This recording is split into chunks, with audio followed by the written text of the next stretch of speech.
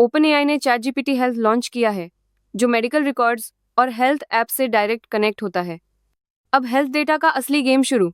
260 से ज्यादा डॉक्टर्स के साथ मिलकर बने इस फीचर से यूजर्स को personalised medical guidance, test analysis और डाइट टिप्स मिलेंगे। लेकिन ध्यान रहे, ए डॉक्टर की जगह नहीं ले सकता, फैसला आखिरकार इंसान का ही रहेगा।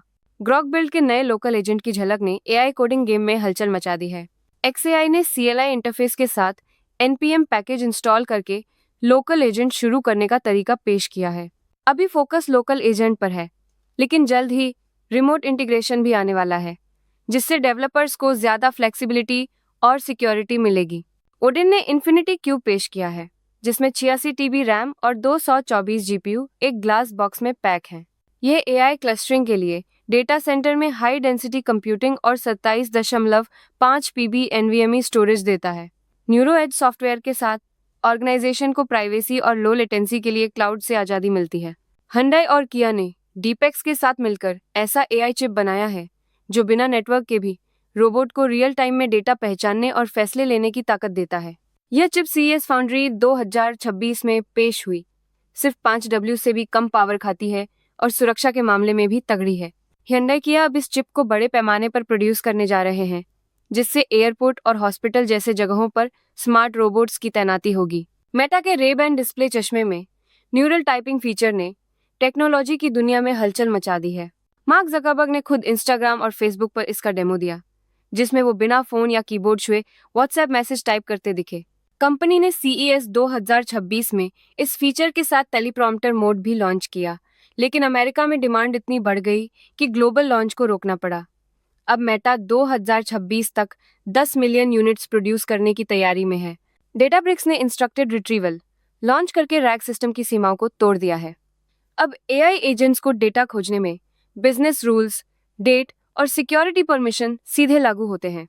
इस आर्किटेक्चर में 3 steps instructed query generation, multi step retrieval और इंस्ट्रक्शन अवेयर जनरेशन मिलकर SQL जैसी डिटर्मिनिस्टिक फिल्टरिंग और वेक्टर सिमिलैरिटी को जोड़ते हैं, जिससे 35-50% ज्यादा रिकॉल मिलता है।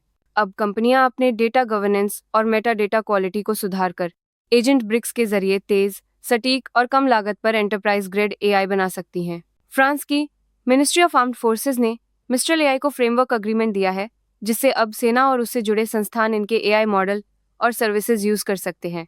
इस डील के तहत मिस्ट्रल AI के सॉल्यूशंस फ्रांस की अपनी इंफ्रास्ट्रक्चर पर डिप्लॉय होंगे, जिससे क्रिटिकल डेटा और टेक्नोलॉजी पर पूरा कंट्रोल रहेगा। एमियाड एजेंसी इस पूरे अरेंजमेंट को सुपरवाइज करेगी और ये कदम देश की सुरक्षा और टेक्नोलॉजी इंटीग्रेशन को नेक्स्ट लेवल पर ले जाएगा।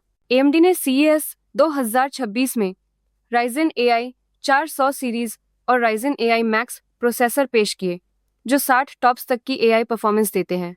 ये नए chips as AI, data centre और एम्बेडेड सिस्टम्स के लिए डिजाइन किए गए हैं, जिससे NVIDIA और Intel को कड़ी चुनौती मिल रही है।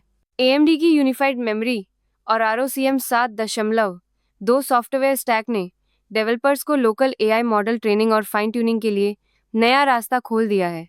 अब प्रोप्राइटरी प्लेटफॉर्म्स की मोनोपोली का टाइम गया। रिजेंबल AI ने अपना चैटरबॉक्स टर्बो ओपन सोर्स कर दिया है। ये नया text to speech model real time में एक्सप्रेसिव वॉइस जनरेट करता है, जिससे डेव्स को फ्रीडम मिलती है।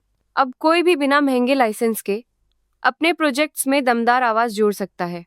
गूगल ने जीमेल में AI इनबॉक्स, AI ओवरव्यूज और प्रूफ रीड जैसे नए फीचर्स ठोक दिए हैं, जो अब ईमेल को पर्सनल असिस्टेंट बना देंगे। शुरुआत में ये फीचर्स अमेरिका के इंग्लिश यूजर्स और ट्रस्टेड टेस्टर्स को मिलेंगे, बाद में बाकी देशों में भी रोल आउट होंगे। AI इनबॉक्स अब आपके सारे ईमेल को टॉप टास्क और ज़रूरी टॉपिक्स में बदल देगा, जिससे आपको हर दिन के काम और अपडेट्स एकदम सटीक मिलेंगे। GLM 5 के लॉन्च के साथ जीपो ने मॉडल रिसर्च में पूरी तरह वापसी कर ली है।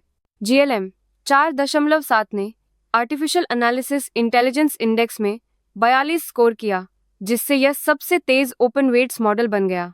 कंपनी ने 2026 के लिए नई टेक्निकल दिशाएं तय की हैं, जिसमें मॉडल आर्किटेक्चर, यूनिवर्सल RL और कंटिन्यूअस लर्निंग शामिल हैं। CES 2026 में SWM, लेनोवो और एनवीडिया ने मिलकर AP700 ऑटोनोमस ड्राइविंग प्लेटफॉर्म के लिए हाथ मिलाया, जिससे लेवल 4 रोबोटैक्सी सर्विस 2027 तक सोल और ग्वांगजू में लॉन्च होगी। 700 में एनवीडिया का ड्राइव AGX थॉर और लेनोवो का ADX L4 कंट्रोलर लगा है, जो 2 टॉप्स AI पावर और डेटा सेंटर लेवल CPU देता है, साथ ही सुरक्षा और लागत में जबरदस्त कटौती लाता है। SWM का दावा है कि इससे सॉफ्टवेयर डेवलपमेंट कॉस्ट 50% तक घटेगी और मास प्रोडक्शन कॉस्ट 60% तक कम होगी, जिससे रोबोटैक्सी सर्विस को बड़े पैमाने पर शुरू करना आसान हो जाएगा।